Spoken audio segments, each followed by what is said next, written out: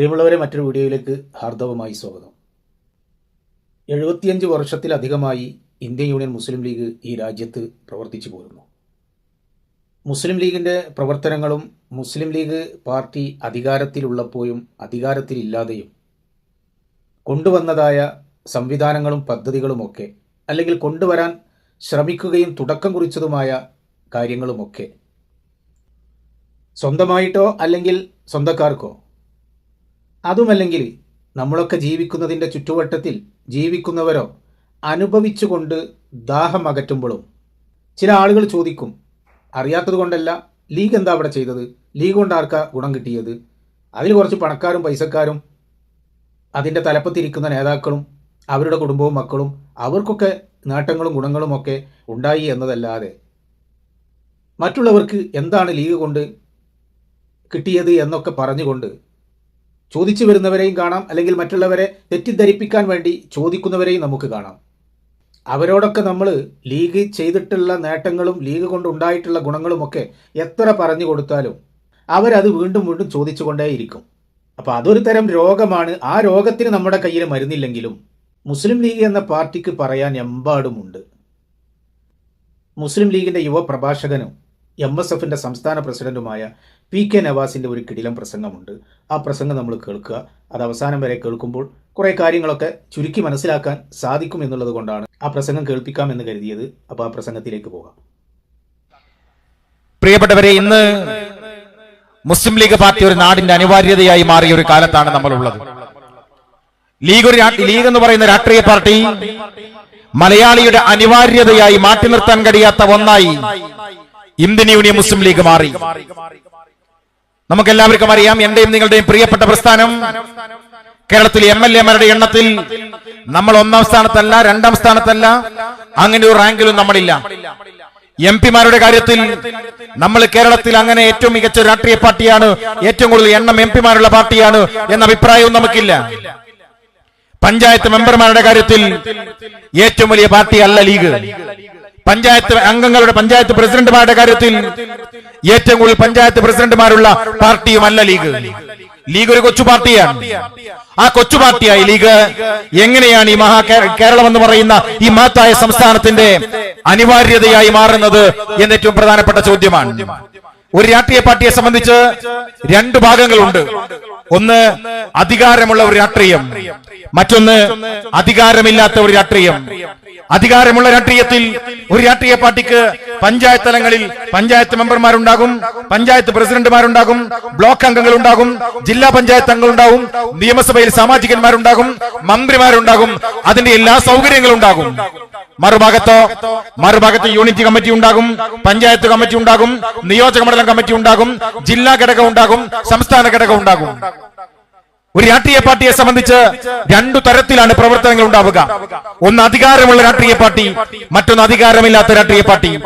Indian Union Muslim league മലയാളിക്കരയിൽ വ്യത്യസ്തമാകുന്നത് അധികാരമില്ലാത്തപ്പോഴും അധികാരമുള്ള പാർട്ടിയേക്കാൾ വെട്ടിത്തിളങ്ങാൻ കഴിയുന്ന രാഷ്ട്രീയത്തിന്റെ പേരാണ് ഇന്ത്യൻ യൂണിയൻ മുസ്ലിം ലീഗ് എന്നതാണ് ലീഗ് പാർട്ടിയെ കേരളീയ രാഷ്ട്രീയത്തിൽ മറ്റു രാഷ്ട്രീയ പാർട്ടികളിൽ നിന്ന് വ്യത്യസ്തമാക്കി മാറ്റുന്നത്. നോക്കൂ, നിങ്ങൾ കേരളത്തിൽ പ്രൈവറ്റ് സർവകലാശാലയുമായി ബന്ധപ്പെട്ട് വലിയ ചർച്ചകൾ നടക്കുന്നു. ഒരു സർവകലാശാല അത് കൊണ്ടുവരുന്നതുമായി ബന്ധപ്പെട്ട് കാടിളക്കിയ ചർച്ചയാണ്. ഇടതുപക്ഷത്തിന്റെ കയ്യിലാണ് അധികാരമുള്ളത്. അവരാണ് അധികാരം ഉപയോഗിച്ച് കേരളത്തിൽ വികസനം കൊണ്ടുവരേണ്ട ഉത്തരവാദിത്തം അവരുടേതാണ്. എന്നാൽ നമ്മൾ ഈ മലയാളി സമൂഹത്തെ ഓർമ്മപ്പെടുത്തുന്നു, അധികാരമുണ്ടായിരുന്ന ലീഗ് ഞങ്ങൾ ചെയ്തു വെച്ച പ്രവർത്തനങ്ങൾ എന്തൊക്കെയാണ്. ഇതാ കേരളത്തിൽ ഇവിടുത്തെ IT പാർക്കുകളുമായി ബന്ധപ്പെട്ട് പുതിയ ചർച്ചകൾ വർത്തമാന കേരളത്തിൽ ഉയർന്നു വരുമ്പോ നമ്മൾ പറയുന്നത് മുസ്ലിം ലീഗ് പാർട്ടിക്ക് അധികാരമുണ്ടായിരുന്ന കാലഘട്ടങ്ങളിൽ നമ്മൾ നിർവഹിക്കപ്പെട്ട ദൗത്യങ്ങൾ ഏതാണ്. നോക്കൂ, നിങ്ങൾ കേരളത്തിൽ ആദ്യത്തെ സർവകലാശാല ആരുടെ സംഭാവനയാണ്? 1956 നവംബർ 1 കേരളപ്പിറവിക്ക് ശേഷം ആദ്യമായ ഒരു സർവകലാശാല ഈ മലയാള മണ്ണിൽ നിർമ്മിക്കപ്പെട്ട രാഷ്ട്രീയത്തിന്റെ പേരാണ് ഇന്ത്യൻ യൂണിയൻ മുസ്ലിം ലീഗ് എന്ന് അഭിമാനത്തോടു കൂടി നമ്മൾ പറയും. കാലിക്കറ്റ് സർവകലാശാല ലീഗിന്റെ കയ്യിൽ അധികാരമുള്ളപ്പോ കേരളത്തിൽ ആദ്യം നിർമ്മിക്കപ്പെട്ട സർവകലാശാല അത് മുസ്ലിം ലീഗ് പാർട്ടിയാണ്. കേരളത്തിന്റെ ആദ്യത്തെ മുഖ്യമന്ത്രി ലീഗല്ല, കേരളത്തിന്റെ ആദ്യത്തെ വിദ്യാഭ്യാസ മന്ത്രി ലീഗല്ല, കേരളത്തിന്റെ രണ്ടാമത്തെ മുഖ്യമന്ത്രി മുസ്ലിം ലീഗല്ല, കേരളത്തിന്റെ രണ്ടാമത്തെ വിദ്യാഭ്യാസ മന്ത്രി ലീഗല്ല. പക്ഷേ കേരളത്തിൽ ആദ്യമായി ലീഗിന് വിദ്യാഭ്യാസം കിട്ടിയപ്പോ നമ്മൾ ചെയ്ത പണി ആദ്യത്തെ സർവകലാശാല ഉണ്ടാക്കുക എന്നതാണ്. ഒരു രാഷ്ട്രീയ പാർട്ടി അധികാരമുള്ളപ്പോൾ എത്രമേൽ വ്യത്യസ്തമായി മുന്നോട്ട് പോകുന്നു എന്നതിന് ഏറ്റവും പ്രധാനപ്പെട്ട തെളിവുകളാണ്. നോക്കൂ, ഇന്ന് CPM-ന്റെ സംസ്ഥാന സമ്മേളനത്തിന്റെ പ്രചരണത്തിന്റെ ഭാഗമായി ഡീപ് ഫേക്ക് വീഡിയോ, നായനാരുടെ വീഡിയോ ഇറങ്ങുകയാണ്. ടെക്നോളജിയെ എല്ലാവരും ഉപയോഗിക്കുകയാണ്. CPM-ന്റെ സംസ്ഥാന സെക്രട്ടറി ടെക്നോളജിയെ കുറിച്ച് നടത്തിയ പ്രസംഗം നമുക്ക് എല്ലാവർക്കും ഓർമ്മയുണ്ട്. ഞാൻ അതിലേക്കൊന്നും കിടക്കുന്നില്ല. ആർട്ടിഫിഷ്യൽ ഇന്റലിജൻസ്, AI എന്ന് പറയുന്ന പുതിയ ടെക്നോളജി മലയാളി പരിചയപ്പെടുകയാണ്. ഈ വേദിയിൽ അഭിമന്യനായ സയ്യിദ് സാദിഖ് അലി ശിഹാബ് തങ്ങളില്ല. എന്നാൽ ആർട്ടിഫിഷ്യൽ ഇന്റലിജൻസ് ഉപയോഗിച്ച് സാദിഖ് അലി ശിഹാബ് തങ്ങൾ ഇവിടെ കൊണ്ടുവരാം, അദ്ദേഹത്തിന്റെ വേദിയിൽ സംസാരിക്കാം. അത്രമേൽ വലിയ രൂപത്തിലേക്ക് രാജ്യത്തിന് ടെക്നോളജി മാറുകയാണ്. എന്നാൽ ടെക്നോളജി എന്ന വാചകത്തിന്റെ അർത്ഥമറിയാത്ത കാലത്ത്, ടെക്നോളജി എന്ന പദത്തിന്റെ മലയാള അർത്ഥത്തിന്റെ കൃത്യമായ വിവർത്തനത്തെ കുറിച്ച് മലയാളിക്ക് ബോധ്യമില്ലാത്ത കാലത്ത് കേരളത്തിൽ ആദ്യമായി ഒരു ടെക്നിക്കൽ യൂണിവേഴ്സിറ്റി അഭിമന്യനായ CH മുഹമ്മദ് കോയ സാഹിബ് കുസാറ്റ് എന്ന് പറയുന്ന ഒരു ടെക്നിക്കൽ യൂണിവേഴ്സിറ്റി സംഭാവന ചെയ്ത രാഷ്ട്രീയത്തിന്റെ പേരാണ് ഇന്ത്യൻ യൂണിയൻ മുസ്ലിം ലീഗ് എന്ന് പറയുന്നത്. ലീഗ് അധികാരത്തിലുള്ളപ്പോ വർത്തമാന കാലത്തിന്റെ മാറ്റങ്ങൾ മാത്രമല്ല, വരും കാലത്തിന്റെ മാറ്റങ്ങളെ കൂടി തിരിച്ചറിഞ്ഞ് നമ്മൾ പ്രവർത്തനം നടത്തി. PK അബ്ദുറബ്ബ് സാഹിബ് രണ്ടാമത്തെ ടെക്നിക്കൽ യൂണിവേഴ്സിറ്റി അദ്ദേഹം ഉണ്ടാക്കി. ഇപ്പോ കേരളത്തിന്റെ വ്യാവസായിക വകുപ്പുമായി ബന്ധപ്പെട്ട് വലിയ ചർച്ചകൾ നടക്കുകയാണ്. ഞങ്ങളാണ് കേരളത്തിലെ വ്യാവസായിക വകുപ്പിന്റെ ക്യാപ്റ്റന്മാർ എന്ന് CPM അവകാശപ്പെടുകയാണ്. ഞങ്ങൾക്കൊരു തർക്കവുമില്ല. ഞാൻ മുസ്ലിം ലീഗിന്റെ സഹപ്രവർത്തകരോട് പറയുന്നത്, ഈ കേരളക്കാരന്റെ വിദ്യാഭ്യാസ മേഖല മാത്രമല്ല, അധികാരം ലീഗ് കൈകാര്യം ചെയ്ത അധികാര മേഖല മുഴുവൻ നിങ്ങൾ പരിശോധിക്ക്. വിപ്ലവാത്മകമായ മാറ്റങ്ങൾ ഉണ്ടായി. 1991 ഈ കേരളത്തിന്റെ ചരിത്രത്തിലെ വ്യാവസായിക മേഖലയിൽ വിപ്ലവം നടന്ന ഘട്ടമാണ്. K. കരുണാകരൻ മന്ത്രിസഭയിൽ PK കുഞ്ഞാലിക്കുട്ടി വ്യവസായ വകുപ്പ് കൈകാര്യം ചെയ്യുകയാണ്. IT മേഖലയിലെ വ്യത്യസ്തമായ പദ്ധതികൾ കൊണ്ടുവന്നത് ആ കാലഘട്ടങ്ങളിലാണ്. അക്ഷയ എന്ന് പറയുന്ന പദ്ധതി കൊണ്ടുവന്ന് ഇന്ത്യക്ക് മാതൃകയാകുന്ന രൂപത്തിലേക്ക് മലയാളിക്ക് കമ്പ്യൂട്ടർ സുപരിചിതമല്ലാത്ത കാലത്ത് കമ്പ്യൂട്ടർ പഠിക്കാൻ മലയാളിയെ പ്രാപ്തമാക്കിയ രാഷ്ട്രീയത്തിന്റെ പേര് ഇന്ത്യൻ യൂണിയൻ മുസ്ലിം ലീഗ് എന്നാണ്. ഇന്ന് കൊച്ചി IT പാർക്കിന്റെ ഹബ്ബായി മാറുമ്പോ ആ IT പാർക്ക് ഈ കേരളത്തിലേക്ക് കൊണ്ടുവന്ന രാഷ്ട്രീയം ഇന്ത്യൻ യൂണിയൻ മുസ്ലിം ലീഗാണ്. സ്മാർട്ട് സിറ്റി 8 വർഷത്തെ ഇടതുപക്ഷത്തിന്റെ ഭരണത്തിൽ അടച്ചുപൂട്ടി പോകാൻ തയ്യാറായി നിൽക്കുമ്പോ ആ സ്മാർട്ട് സിറ്റി പദ്ധതി മലയാളിക്ക് പരിചയപ്പെടുത്തിയത് ലീഗാണ്. എന്തിനേറെ ഗ്ലോബൽ ഇൻവെസ്റ്റ്മെന്റ് മീറ്റ്, ഇതാ ഇവിടെ രണ്ടാമത്തെ മീറ്റ് നടത്താൻ വേണ്ടി പിണറായി സർക്കാർ ഈ മാസാവസാനം ഗ്ലോബൽ ഇൻവെസ്റ്റ്മെന്റ് മീറ്റിന് തയ്യാറെടുക്കുമ്പോ ജിം എന്ന് പറയുന്ന ഗ്ലോബൽ ഇൻവെസ്റ്റ്മെന്റ് മീറ്റ് എന്ന് പറയുന്ന ഒരു പദ്ധതിയെ മലയാളിക്ക് ആദ്യമായി പരിചയപ്പെടുത്തിയത് ഇന്ത്യൻ യൂണിയൻ മുസ്ലിം ലീഗാണ്. നോക്കൂ നിങ്ങൾ, കേരളത്തിലെ ഏറ്റവും സുപ്രധാനമായ വികസനങ്ങൾ ഇപ്പൊ റോഡ്, കേരളത്തിലെ ഹൈവേ വികസനം നടക്കുകയാണ്. എന്നാൽ 10-15 വർഷങ്ങൾക്ക് മുൻപ് ഡോക്ടർ MK മുനീർ കേരളത്തിന്റെ ഈ വകുപ്പ് കൈകാര്യം ചെയ്യുമ്പോ, റോഡ് ഗതാഗത വകുപ്പ് കൈകാര്യം ചെയ്യുമ്പോ നമ്മൾ മുന്നോട്ട് വെച്ച പദ്ധതിയാണ് എക്സ്പ്രസ് ഹൈവേ. അന്ന് CPM-ന്റെ പ്രധാനപ്പെട്ട പ്രശ്നം എന്താണെന്നറിയോ? എക്സ്പ്രസ് ഹൈവേന്റെ അപ്പുറത്തുള്ള വീട്ടുകാരന് ഇപ്പുറത്തുള്ള പാടത്ത് ഒരു പശുവിനെ കെട്ടാൻ കഴിയില്ല, അതുകൊണ്ട് ഞങ്ങൾ എക്സ്പ്രസ് ഹൈവേക്ക് എതിരാണ് എന്ന് സമരം ചെയ്ത ആളുകളാണ്. ഇന്ത്യൻ യൂണിയൻ മുസ്ലിം ലീഗ് അധികാരം കൈകാര്യം ചെയ്യുമ്പോ ഏറ്റവും മനോഹരവും വ്യത്യസ്തവുമായി മലയാളിക്ക് സുപരിചിതമല്ലാത്ത നാളെയെക്കുറിച്ചുള്ള വർത്തമാനങ്ങൾ ഈ നാടിനോട് സംസാരിച്ചവരാണ്. ഞങ്ങൾ യൂണിവേഴ്സിറ്റി കൊണ്ടുവരുമ്പോ മലയാളിക്ക് യൂണിവേഴ്സിറ്റി സുപരിചിതമല്ല. നമ്മൾ ടെക്നിക്കൽ സർവകലാശാല കൊണ്ടുവരുമ്പോ ടെക്നോളജിയെ കുറിച്ച് മലയാളി സുപരിചിതമല്ല. നമ്മൾ സ്മാർട്ട് സിറ്റി കൊണ്ടുവരുമ്പോ മലയാളിക്ക് സ്മാർട്ട് സിറ്റി എന്തെന്നറിയില്ല. നമ്മൾ ഗ്ലോബൽ ഇൻവെസ്റ്റ്മെന്റ് മീറ്റ് നടത്തുമ്പോ മലയാളിക്ക് അങ്ങനെ ഒരു മീറ്റിനെ കുറിച്ച് പരിചയമില്ല. ഇവിടെ എക്സ്പ്രസ് ഹൈവേ എന്ന സങ്കല്പത്തെ നമ്മൾ വെക്കുമ്പോ ഈ കേരളത്തിലെ ഒരു മനുഷ്യനും എന്താണ് എക്സ്പ്രസ് ഹൈവേ എന്നറിയില്ല. നാളെയെ കുറിച്ച് സംസാരിച്ച രാഷ്ട്രീയമാണ് ഇന്ത്യൻ യൂണിയൻ മുസ്ലിം ലീഗ് രാഷ്ട്രീയം. അതിന് മന്ത്രിമാർ, അതിന് MLA-മാർ അങ്ങനെയാ മുന്നോട്ട് പോയത്. ഇപ്പൊ പ്രൈവറ്റ് സർവകലാശാല, ഈ കേരളത്തിൽ പ്രൈവറ്റ് സർവകലാശാല കൊണ്ടുവരുമ്പോ ആദ്യമായി കേരളക്കരയിലേക്ക് പ്രൈവറ്റ് സർവകലാശാല എന്ന സങ്കല്പം മുന്നോട്ട് വെച്ച വിദ്യാഭ്യാസ മന്ത്രി PK അബ്ദുറബ്ബാണ്. 12 വർഷങ്ങൾക്ക് മുൻപ്, 2016-ൽ 10 വർഷങ്ങൾക്ക് മുൻപ് നമ്മൾ വെച്ച ആശയമാണ്.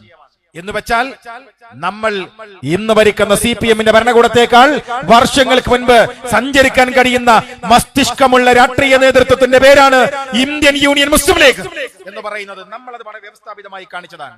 നോക്കൂ, ഇനി അധികാരമുള്ള ലീഗിനെ നിങ്ങൾ മാറ്റി നിർത്ത്.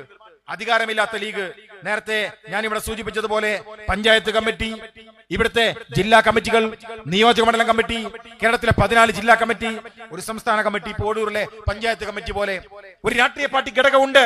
നമ്മൾ ഇവിടെ സമ്മേളനം നടത്തുന്നു. ഇത് ഗവൺമെന്റ് പരിപാടിയല്ല, ഒരു രാഷ്ട്രീയ പാർട്ടിയുടെ ഓഫീസ് ഉദ്ഘാടനമാണ്. നമുക്ക് മൈക്ക് സെറ്റിന് അനുവാദം ഗവൺമെന്റ് തരുന്നു. നമ്മൾ ഈ മൈക്കിലൂടെ പ്രസംഗിക്കുന്നു.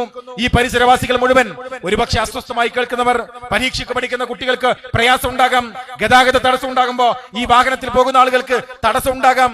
എന്നിട്ടും ഗവൺമെന്റ് എന്തിനാണ് ഇങ്ങനെ ഒരു അംഗീകാരം ഒരു രാഷ്ട്രീയ പാർട്ടിക്ക് തരുന്നത്? അതിന് ഉത്തരവാദിത്വം സോഷ്യൽ കമ്മിറ്റ്മെന്റ് ആണ്.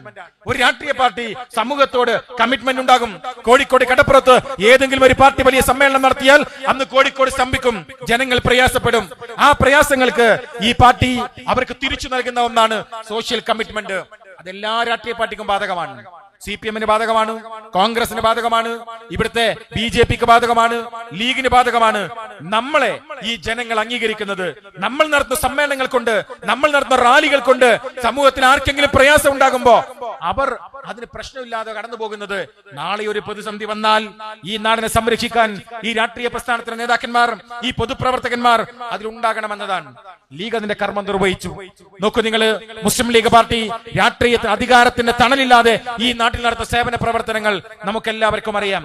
എത്ര വീടുകളാണ് മുസ്ലിം ലീഗ് പാർട്ടിയുടെ തണലിൽ, എത്ര കുടുംബമാണ് അന്തി ഉറങ്ങുന്നത്? മുസ്ലിം ലീഗ് പാർട്ടി തകർന്നു പോകാൻ ആഗ്രഹിക്കുന്നവരോട് നമ്മൾ ചോദിക്കുന്ന ഒരു ചോദ്യമുണ്ട്, ലീഗ് തകരട്ടെ. ലീഗിനെ തകർക്കണമെന്ന് ആഗ്രഹിക്കുന്നവരോട് നമ്മൾ ചോദിക്കുന്ന ചോദ്യം, മുസ്ലിം ലീഗ് പാർട്ടി തകരട്ടെ, പകരം ലീഗ് നടത്തുന്ന പ്രവർത്തനം നടത്താൻ പകരം ആര്? അതൊരു ചോദ്യമാണ്. പകരം ആരാണ്? 10,000-ൽ പരം ആളുകൾക്ക് ബൈത്തുർ റഹ്മയുണ്ടാക്കി അവർക്ക് കിടപ്പാട് നൽകുമ്പോ ലീഗ് തകരട്ടെ, പകരം അവർക്കൊന്ന് തലചായ്ക്കാൻ ആരിടം നൽകുമായിരുന്നു? അതൊരു ചോദ്യമാണ്. ആരിടം നൽകുമായിരുന്നു? ലീഗില്ലാത്ത ഒരു നാട് കാണാൻ ആഗ്രഹിക്കുന്നവരോട് ഞങ്ങൾ ചോദിക്കുന്നത്, ലീഗിനോട് രാഷ്ട്രീയ വിരോധം കൊണ്ട് ഇത് തകർന്നു പോകണമെന്ന് ആഗ്രഹിക്കുന്നവരോട് ഞങ്ങൾക്ക് പകരം ആരാണ്? നാഷണൽ ഹൈവേയിലേക്ക് ഒന്ന് ഇറങ്ങി നിന്നാൽ ചീറിപ്പായുന്ന ആംബുലൻസുകളിൽ മഹാഭൂരിപക്ഷവും മുസ്ലിം ലീഗ് പാർട്ടി സംഭാവന നൽകിയതാണ്. ലീഗ് തകരണമെന്ന് ആഗ്രഹിക്കുന്നവരോട് പകരം ആരാണ്? ആ റോഡിലൂടെ അതിന് പകരമായി ഒരു സംവിധാനം ഒരുക്കുക ഞങ്ങൾ ഉയർത്തുന്ന ചോദ്യമാണ്. നോക്കൂ നിങ്ങൾ, കേരളക്കരയിൽ മുസ്ലിം ലീഗ് പാർട്ടി നിർവഹിക്കുന്ന ദൗത്യമുണ്ട്. അതിന് അധികാരമില്ലാത്ത കാലത്തും അധികാരമുള്ള കാലത്തും ഞങ്ങൾ നിർവഹിക്കുന്ന ദൗത്യം മലയാളി അടുത്ത കാലത്ത് അനുഭവിച്ച 2 പ്രയാസങ്ങളുണ്ട്. എന്താ 2 പ്രയാസം? കേരളത്തിലെ 2 പ്രബല ന്യൂനപക്ഷം, ഒന്ന് ക്രിസ്ത്യൻ ന്യൂനപക്ഷമാണ്, മറ്റൊന്ന് മുസ്ലിം ന്യൂനപക്ഷമാണ്. അവർ ഒരുമിച്ചാണ് മുന്നോട്ട് പോകാറ്. ഒരു ന്യൂനപക്ഷം എന്ന രീതിയിൽ ഭരണകൂടത്തിന്റെ കീഴിൽ തങ്ങളുടെ അവകാശങ്ങൾ ചോദിച്ചു വാങ്ങാൻ ഈ 2 സമുദായങ്ങളും ഒരുമിച്ചിരുന്നാണ് പോരാട്ടം നയിക്കാറുള്ളത്.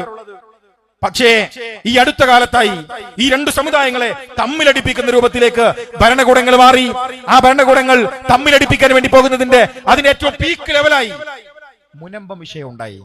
മുനമ്പം സമുദായങ്ങളുടെ വൈകാരികതയായി മാറി. 2 സമുദായങ്ങളുടെ വൈകാരികത, ഒന്ന് വഖഫിന്റെ പേരിൽ, മറ്റൊന്ന് അവർ താമസിക്കുന്ന അവരുടെ ഭൂമിയുടെ പേരിൽ. ഒരു ഭാഗത്ത് ക്രൈസ്തവ സമൂഹം, മറുഭാഗത്ത് മുസ്ലിം സമൂഹം. വലിയ പ്രതിസന്ധി ഉണ്ടായ ഒരു ഘട്ടത്തിൽ ഭരിക്കുന്ന ഭരണകൂടം മൗനം പാലിച്ചു. ഈ സമുദായങ്ങൾ തമ്മിലടിക്കട്ടെ, അതിൽ നിന്ന് ലാഭം കൊഴിയാമെന്ന് ആഗ്രഹിച്ചു. നോക്കൂ നിങ്ങൾ, കേരളീയ സമൂഹം അടുത്ത കാലത്ത് കണ്ട ഏറ്റവും വലിയ പ്രതിസന്ധി അത് മുനമ്പമായിരുന്നു.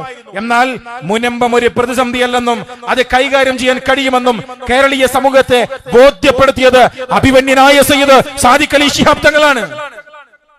പാണക്കാട്ടെ വീട്ടിലേക്ക് പള്ളിയിലച്ഛന്മാര് വരാറുണ്ട്. ക്രൈസ്തവ സമൂഹത്തിന്റെ സമുദായ നേതാക്കന്മാർ പാണക്കാട്ടെ വീട്ടിലേക്ക് വരാറുണ്ട്.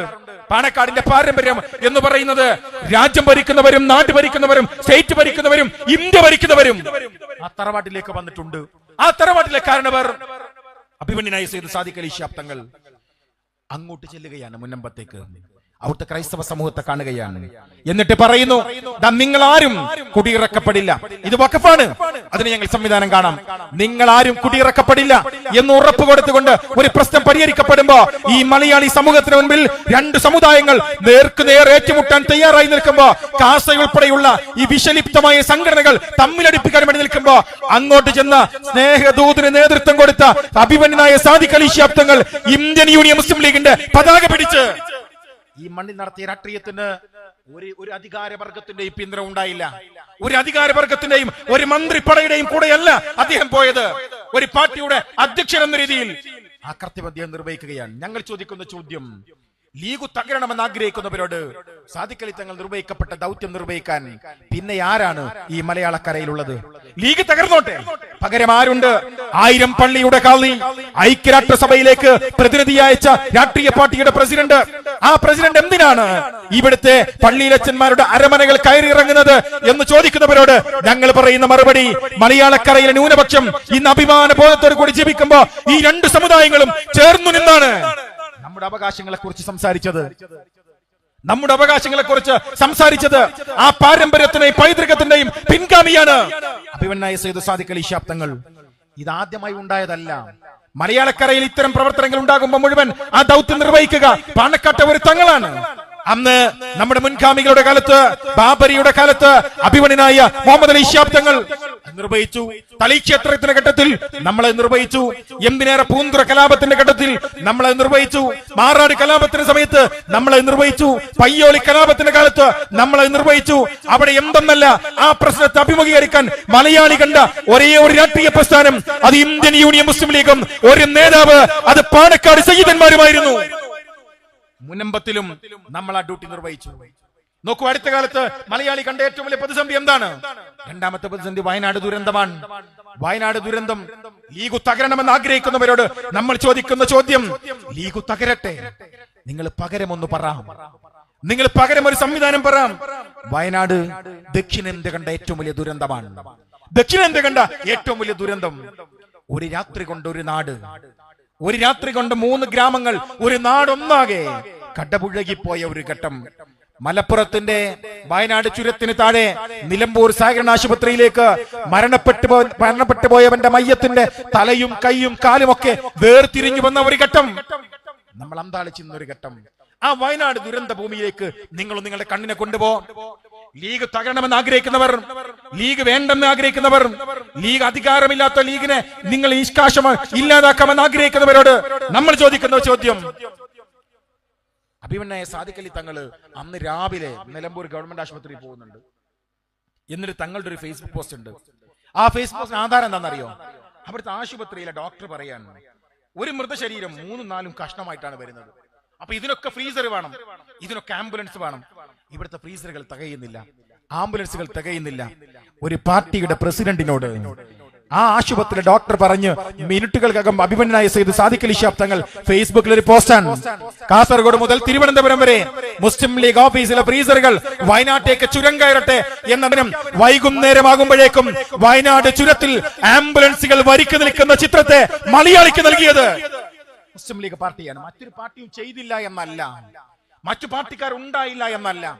ലീഗ് തകരണമെന്ന് ആഗ്രഹിക്കുന്നവരോട് നമ്മൾ ചോദിക്കുന്ന ചോദ്യം, ഇങ്ങനെ ഒരു രാഷ്ട്രീയ പാർട്ടിക്ക് പകരമായി, ഞങ്ങൾ നടത്തിയ പ്രവർത്തനത്തിന് പകരമായി മറ്റാരുണ്ടാകുമായിരുന്നു? നിങ്ങൾ പറ. ലീഗ് ഈ നാടിന്റെ അനിവാര്യതയാണ് എന്ന് ഞാൻ പറഞ്ഞത്. ആ പ്രളയഭൂമിയിൽ നമ്മൾ കണ്ട രണ്ടാമത്തെ ഒരു ദൃശ്യമുണ്ട്. എന്താ രണ്ടാമത്തെ ദൃശ്യം? അർദ്ധരാത്രിയിൽ പിശാചിറങ്ങിയതാണ് ആ കുന്നിൻ മുകളിൽ എന്നാണ് മലയാളി വിശ്വസിച്ചത്. ഞാൻ പറയാറ്, അങ്ങനെ അർദ്ധരാത്രിയുടെ ഇരുട്ടിൽ പിശാചിറങ്ങിയതാണ് ആ ഹരിതാപമായ വർണ്ണശബളമായ വയനാടിന്റെ മണ്ണിലെങ്കിൽ ആ വയനാടിന്റെ മണ്ണിലിറങ്ങിയ മാലാഖമാരുടെ പേരാണ് ഇന്ത്യൻ യൂണിയൻ മുസ്ലിം ലീഗിന്റെ വൈറ്റ് ഗാർഡ് എന്നാണ് നമ്മൾ പറയാറ്. നോക്കൂ, നിങ്ങൾ എല്ലാ സന്നദ്ധ പ്രവർത്തകരും ഉണ്ട്, പക്ഷെ വൈറ്റ് ഗാർഡിന് പകരമായി ആരുണ്ടായി? ലീഗ് തകരണമെന്ന് ആഗ്രഹിക്കുന്നവരോട് ഞങ്ങൾ വയനാടിലെ ദുരന്തഭൂമിയിൽ ഞങ്ങളുടെ വൈറ്റ് ഗാർഡില്ലായിരുന്നുവെങ്കിൽ പകരമാകാൻ ആരാണ്? ഡിവൈഎഫ്ഐ അവിടെയുണ്ട്, CPI അവിടെയുണ്ട്, BJP അവിടെയുണ്ട്, കോൺഗ്രസ് അവിടെയുണ്ട്, എല്ലാവരും ഉണ്ട്, ശരിയാണ്.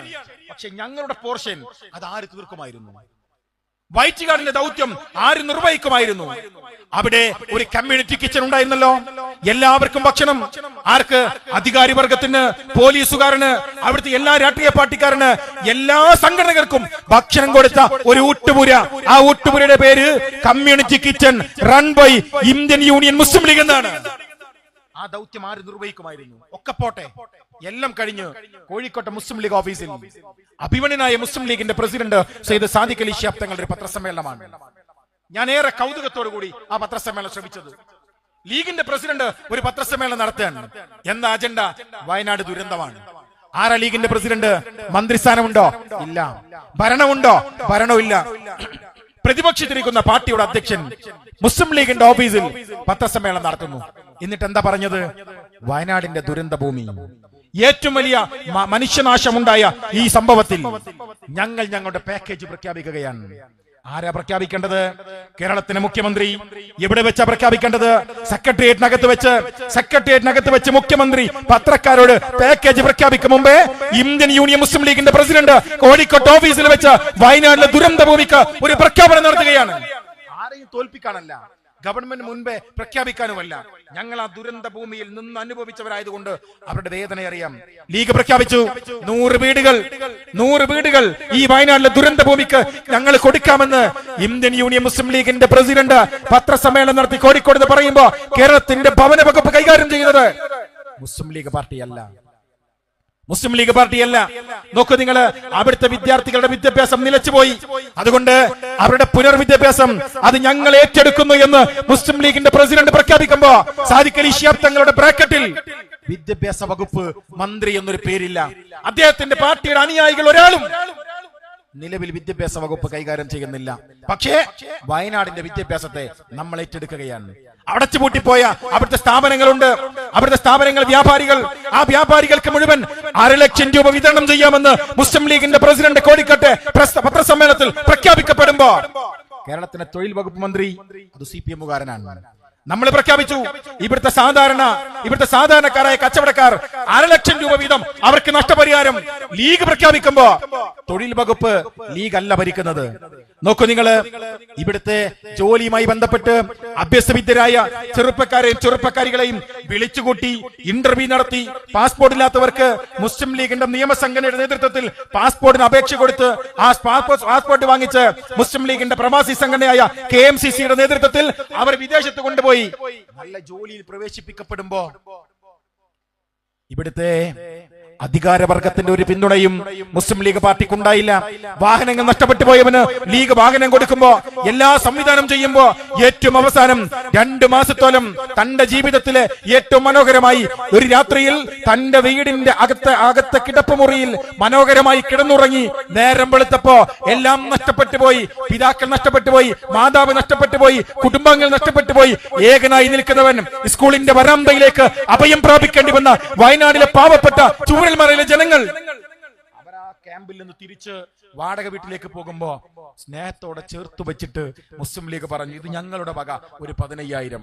പിണറായി വിജയൻ പറഞ്ഞത് ഇത് ഗവൺമെന്റിന്റെ വക 5,000. അപ്പൊ ലീഗ് പറഞ്ഞത് ഇത് ഞങ്ങളുടെ വക 15,000. ഒരു സർക്കാരിന് പോലും നിർവഹിക്കാൻ കഴിയാത്ത ദൗത്യം ഇന്ത്യൻ യൂണിയൻ മുസ്ലിം ലീഗ് നിർവഹിച്ചു. അത് മാത്രമാണോ? നിങ്ങൾ ആലോചിച്ച് നോക്കൂ. അത് വിതരണം ചെയ്യുന്ന തടങ്ങ് അത് PK ബഷീർ സാഹിബ്, നമ്മുടെ ഈ സംവിധാനങ്ങളൊക്കെ ഒരുക്കുന്ന കമ്മിറ്റിയുടെ ചെയർമാൻ, അദ്ദേഹത്തിന്റെ ഒരു പ്രസംഗമുണ്ട്. ഞങ്ങൾ ഇത് മുഴുവൻ പൈസ കെട്ടുകെട്ടാക്കി കൊണ്ടുവന്ന് 15,000 ഇങ്ങനെ കൊടുക്കുകയാണ്. അപ്പൊ PK ബഷീർ സാഹിബ് പറയാൻ ആൾക്കാർ വിചാരിക്കും ഇങ്ങനെ 15,000 തരുമ്പോ ഇത് 4 ആള് കാണാൻ വേണ്ടി ചെയ്യാണെന്ന്. പൈസ സ്റ്റേജുമ്പോൾ നല്ല കൊടുക്കുന്നത്, പൈസയുടെ കൗണ്ടറിൽ നിന്ന് കൊടുക്കുകയാണ്. ഇത് ആളുകൾ കാണാൻ വേണ്ടിയാണ് ഇങ്ങനെ കെട്ടുകെട്ട് പൈസ കൊടുക്കുന്നത് എന്ന് വിചാരിക്കും. അതുകൊണ്ടല്ല. എന്നിട്ട് PK ബഷീർ പറയാൻ ഇത് നിങ്ങളുടെ ബാങ്കിലേക്ക് ഇട്ടാൽ ബാങ്കിൽ ലോൺ അടച്ചു തീർക്കാത്ത ആളുകൾ അവരുടെ പെൻഡിങ് എമൗണ്ട് ഉണ്ടെങ്കിൽ ഇത് ലോൺ കമ്പനിക്കാർ കൊണ്ടുപോകും. അതുകൊണ്ട് നിങ്ങളുടെ കയ്യിൽ തരാൻ വേണ്ടിയിട്ടാണ് ഇത്രയേറെ ഹൃദയസ്പർക്കായി ഒരു രാഷ്ട്രീയം വയനാടിന്റെ മണ്ണിൽ കൈകാര്യം ചെയ്തുവെങ്കിൽ ആ രാഷ്ട്രീയ പാർട്ടിയുടെ പേര് ഇന്ത്യൻ യൂണിയൻ മുസ്ലിം ലീഗ് എന്നാണ്. സർക്കാർ കൊടുത്തത് അക്കൗണ്ടിലേക്കാണ്. അത് 2 വീലറിന് ലോൺ അടയ്ക്കാത്തവർ ആ പൈസ ആയിട്ട് പോയി, ബാങ്കുകാരെ പൈസ ആയിട്ട് പോയി. അപ്പൊ നമ്മളെ പണി എന്താ? കൊടി പിടിച്ചിട്ട് ബാങ്കിലേക്ക് മാർച്ചാണ്, അത് തിരിച്ചു കൊടുക്കണം എന്ന് പറഞ്ഞിട്ട്. ഞാൻ ചോദിക്കുന്നത് ലീഗ് തകരട്ടെ, ലീഗ് തകരണമെന്ന് ആഗ്രഹിക്കുന്നവരോട് ഞാൻ ചോദിക്കുന്ന ചോദ്യം ഇതിന് പകരം ആരാണ്? നിങ്ങൾ ആത്മാർത്ഥമായി പറ, ഇതിന് പകരം ആരാണ്?